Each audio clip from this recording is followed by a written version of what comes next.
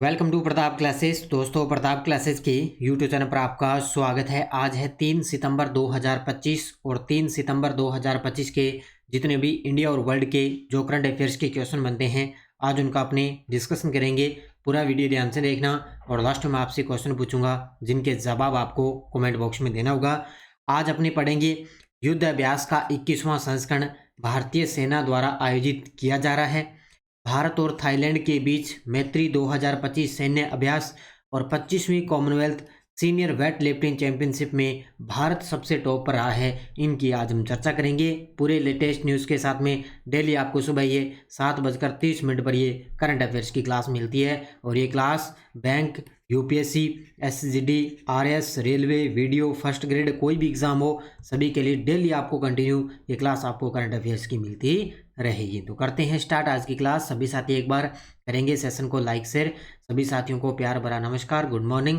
सबसे पहले हम करेंगे कल के क्वेश्चनों को रिवाइज। कल हमने पढ़ा शंघाई सहयोग संगठन का 25वां राष्ट्राध्यक्ष शिखर सम्मेलन कहाँ आयोजित हुआ? चीन में। Indian institute for economics and peace द्वारा जारी वैश्विक शांति सूचकांक 2025 में भारत को कौन सा स्थान मिला? 115वां। भारतीय सेना द्वारा आयोजित युद्ध कौशल 3.0 अभ्यास कहाँ आयोजित किया गया? अरुणाचल प्रदेश। भारत का पहला multi lane free flow tolling system किस राज्य में लागू किया गया? तो गुजरात के अंदर। भारत ने मोबाइल उपकरणों के लिए अपनी पहली टेम्पर्ड ग्लास निर्माण इकाई का उद्घाटन कहाँ किया? नोएडा, यूपी में।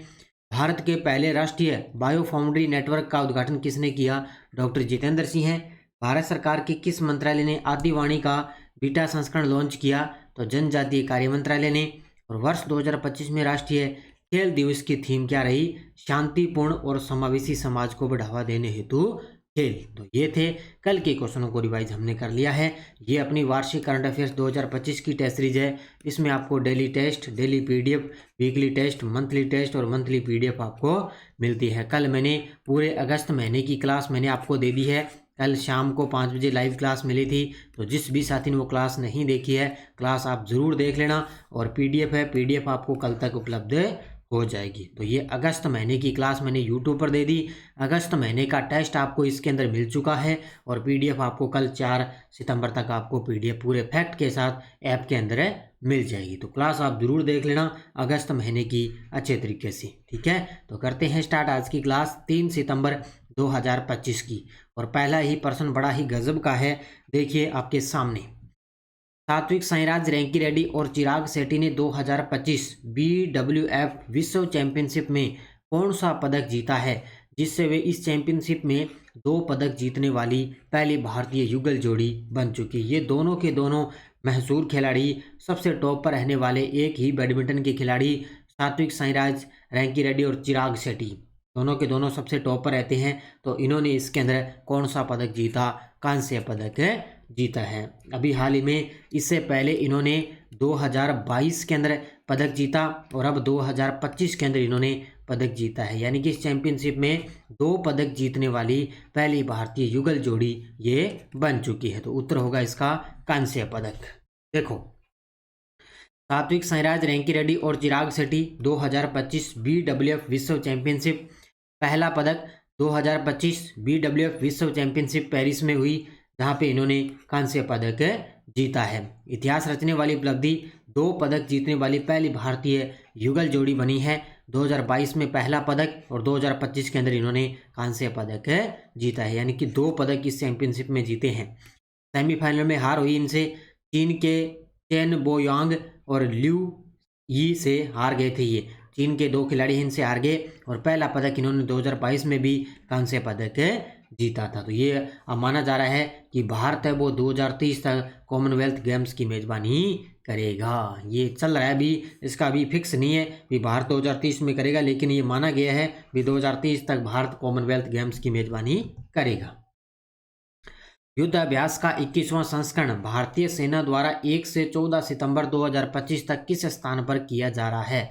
युद्ध अभ्यास, इस अभ्यास का ही नाम है ये युद्ध अभ्यास। तो 21वां संस्करण चल रहा है भारतीय सेना द्वारा 1 से लेकर 14 सितंबर 2025। कहाँ पे चल रहा है? Fort Wainwright Alaska, option number C. Fort Wainwright Alaska के अंदर 1 से लेकर 14 सितंबर 2025 तक किस स्थान पर चल रहा है? अलास्का यानी कि यूएसए के अंदर इसका आयोजन चल रहा है। तो भारत और अमेरिका के बीच में ये, किसके बीच में? भारत और अमेरिका के बीच में है युद्धाभ्यास का 21वां संस्करण। पिछली बार अपने भारत के अंदर हुआ था राजस्थान में, और अब की बार अपने हो रहा है अमेरिका में। तो अभ्यास का नाम युद्धाभ्यास 2025। कौन सा संस्करण? 21वां संस्करण। तारीख 1 से लेकर 14 सितंबर 2025। स्थान फोर्ट वेनराइट अलास्का, संयुक्त राज्य अमेरिका में। कौन से देश? भारत और अमेरिका के बीच।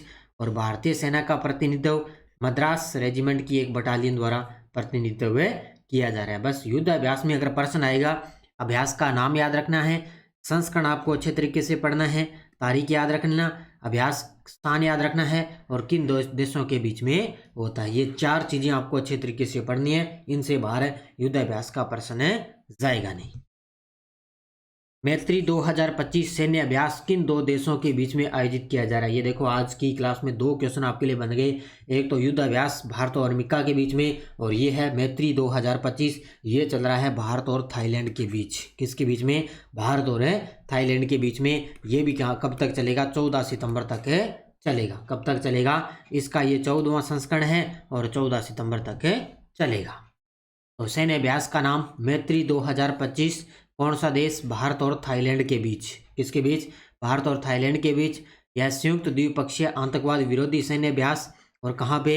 मेघालय राज्य के विदेशी प्रशिक्षण केंद्र उमरोई के अंदर इसका आयोजन हो रहा है। ये युद्धाभ्यास है, ये मेघालय के अंदर चल रहा है। 14 सितंबर तक जारी रहेगा, और मैत्री सैन्य अभ्यास का ये 14वां संस्करण जारी है। उसका 21वां संस्करण है, इसका 14वां संस्करण। ये 14 सितंबर तक जारी रहेगा, वो भी 1 से लेकर 14 सितंबर, और ये भी 1 से 14 सितंबर तक चलेगा। तो भारत और थाईलैंड के बीच कहाँ पे? मेघालय के उमरोई शहर में।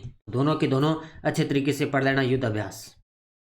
Foundation to Educate Girls Globally को कौन सा सम्मान मिला है? ये तो आपको अच्छे तरीके से पढ़ा ही है, क्योंकि एक संस्था का नाम है ये, Foundation to Educate Girls Globally. इनको ये अवार्ड मिला है रेमन मैग्सेसे अवार्ड। कौन सा अवार्ड मिला है? रेमन मैग्सेसे अवार्ड मिला है, क्योंकि ये जो एक पहली बार एक एनजीओ संस्था है ये जिनको ये सम्मान मिला है, और ये आज राजस्थान से इसकी शुरुआत होकर अब तक ये 30,000 से ज़्यादा गाँव में बच्चियों के बढ़ावे पर ये संस्था फोकस कर चुकी है। तो इसलिए इनको अब की बार रेमन मैग्सेसे अवार्ड मिला है। Foundation to Educate Girls Globally को मिला है। देखो, संस्था का नाम Foundation to Educate Girls Globally. उद्देश्य है देश की बेटियों को शिक्षित करने के लिए संस्था काम कर रही है।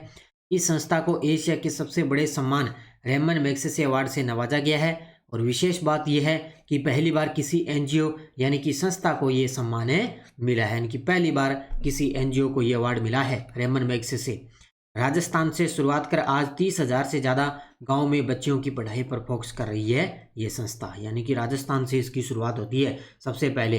तो आज से ये गाँव में जितनी भी बच्चे हैं उनकी पढ़ाई पर ये फोकस कर रही है।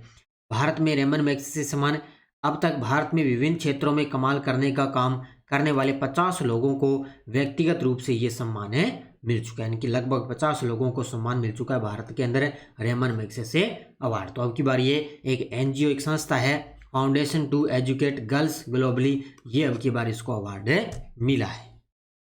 अहमदाबाद में आयोजित 25वीं commonwealth senior weight lifting championship की पदक तालिका में सबसे टॉप स्थान किसने हासिल किया है? तो ये आप सब जानते हो, अहमदाबाद के अंदर आयोजित हुई थी 25वीं commonwealth senior weight lifting championship. तो इसके अंदर सबसे ज़्यादा पदक जीते हैं अपने देश भारत ने। कितने पदक जीते?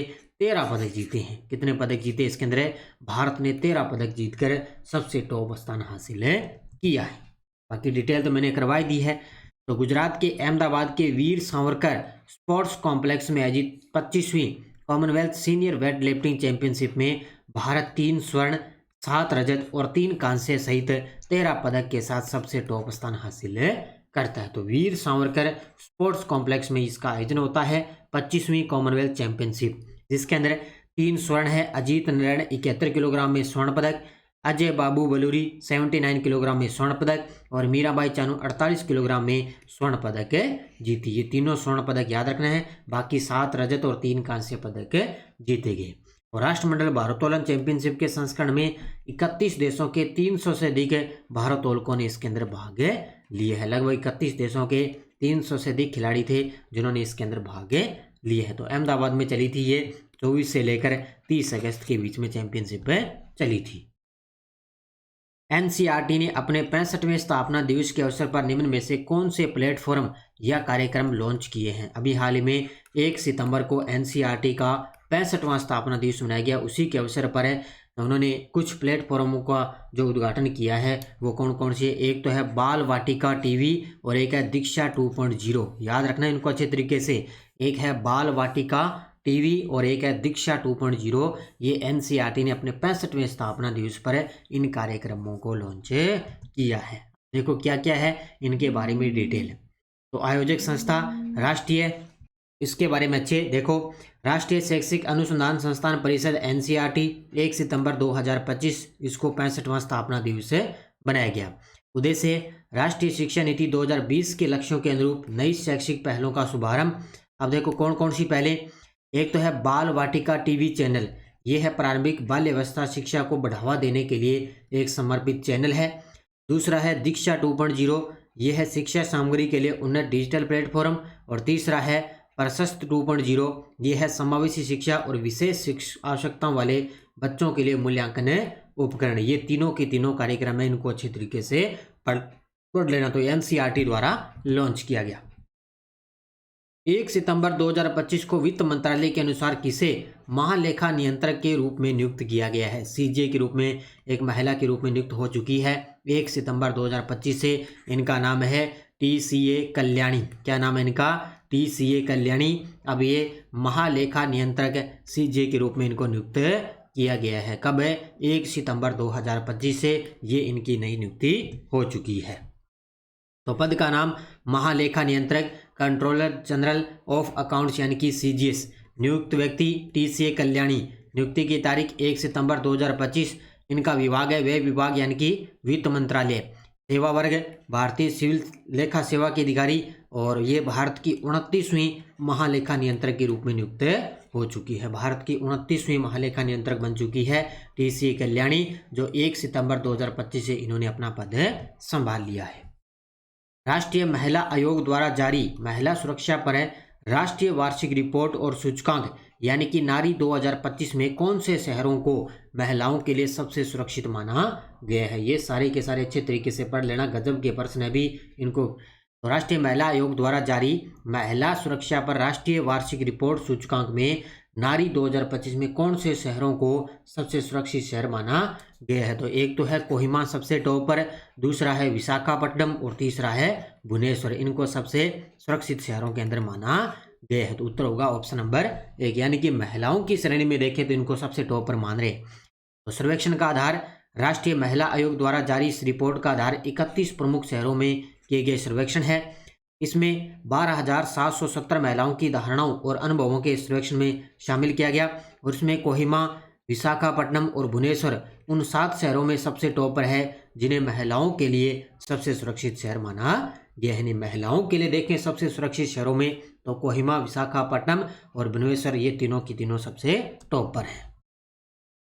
इस उच्च न्यायालय में न्यायमूर्ति जॉनसन जॉन को अतिरिक्त न्यायाधीश से पदोन्नत करके स्थायी न्यायाधीश नियुक्त किया गया। देखो कुछ न कुछ जो मुख्य न्यायाधीश वगैरह होते हैं उनको कहीं ना कहीं नियुक्त किया जाता है। तो इनको अतिरिक्त न्यायाधीश से पदोन्नत करके स्थायी न्यायाधीश नियुक्त किया गया है। कहाँ पे? केरल उच्च न्यायालय में। ऑप्शन नंबर बी कहाँ पे किया गया? न्यायमूर्ति जॉनसन जॉन को। कहाँ पे? केरल उच्च न्यायालय। अब देखो और है इनके अलावा नियुक्तियाँ कौन कौन सी है। ये भारत के राष्ट्रपति द्वारा नियुक्त होते हैं। देखो एक तो न्यायमूर्ति जॉन जॉनसन, ये उच्च न्यायालय के बने हैं, केरल उच्च न्यायालय के। अब इनको स्थायी न्यायाधीश के रूप में पदोन्नत किया गया, यानी कि स्थायी रूप से इनको नियुक्त कर दिया। दूसरे हैं अरुण कुमार, वरिष्ठ अधिवक्ता। इनकी नई नियुक्ति हुई है न्यायाधीश के रूप में। ये बने हैं इलाहाबाद उच्च न्यायालय के न्यायाधीश। उच्च न्यायालय के इलाहाबाद उच्च न्यायालय उसके न्यायाधीश बने हैं अरुण कुमार। न्यायमूर्ति GU गिरीश, इनकी पदोन्नति हुई है। ये भी स्थायी न्यायाधीश नियुक्त हुए हैं। कहाँ पे? केरल उच्च न्यायालय में। और न्यायमूर्ति श्री CN प्रदीप कुमार, ये पदोन्नति स्थायी न्यायाधीश, ये भी कहाँ पर बने हैं? केरल उच्च न्यायालय में। तो ये कुछ छोटी छोटी जो नियुक्तियां हैं उच्च न्यायालय में मुख्य रूप से होती रहती है, तो इनको अच्छे तरीके से पढ़ लेना। कनाडा के मिसिसागा स्थित हिंदू हेरिटेज सेंटर में किस भगवान की एक 51 फुट ऊंची प्रतिमा का उद्घाटन किया गया है? इस प्रकार के प्रश्न आपको देखने को मिलेंगे। तो ये आपके सामने है भगवान राम। कौन है?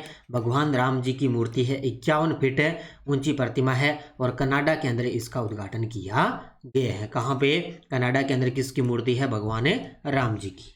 देखो, प्रतिमा स्थान कनाडा के मिसिसागा स्थित हिंदू हेरिटेज सेंटर में और विषय है भगवान राम की 51 फुट ऊंची प्रतिमा और कलाकार इसके नरेश कुमार कुमावत और डिजाइन और तैयारी मानेसर के मातूराम कला केंद्र में इसका डिजाइन तैयार किया गया था। तो कहाँ पे? कनाडा में अभी हाल में इसका उद्घाटन किया गया है। अब देखो आपके सामने वन लाइनर करंट। पहला है, ऑस्ट्रेलिया के दिग्गज तेज गेंदबाज मिचेल स्टार्क ने 35 वर्ष की आयु में आधिकारिक तौर पर T20 अंतर्राष्ट्रीय क्रिकेट से संन्यास ले लिया है। तो मिचेल स्टार्क है, उन्होंने 35 वर्ष की आयु में T20 अंतर्राष्ट्रीय क्रिकेट से संन्यास ले लिया। दूसरा है, एयर मार्शल संजीव गुराटिया, वो AVSM और VSM ने भारतीय वायुसेना मुख्यालय में एयर ऑफिसर इंचार्ज मेंटेनेंस का कार्यभार संभाला है। तो इन्होंने एयर ऑफिसर इंचार्ज मेंटेनेंस का कार्यभार संभालिया एयर मार्शल संजीव गुराटिया। तो दोनों के दोनों अच्छे तरीके से पढ़ लेना। वन लाइनर आपके सामने। ये टेलीग्राम ग्रुप है, कोई सूचना, कोई लिंक, कोई नोटिफिकेशन सब आपको टेलीग्राम पे सूचना मिलती है। पिछले वीडियो का क्वेश्चन क्या था? PM स्वनिधि योजना के अंतर्गत ऋण यानी कि लोन देने की समय सीमा किस वर्ष तक बढ़ा दी? 2030 तक बढ़ा दिए। तो बहुत सारे विद्यार्थियों ने बड़े गजब के जवाब दिए, उन सभी को बहुत बहुत शुभकामनाएं। अब देखो क्वेश्चन फॉर यू।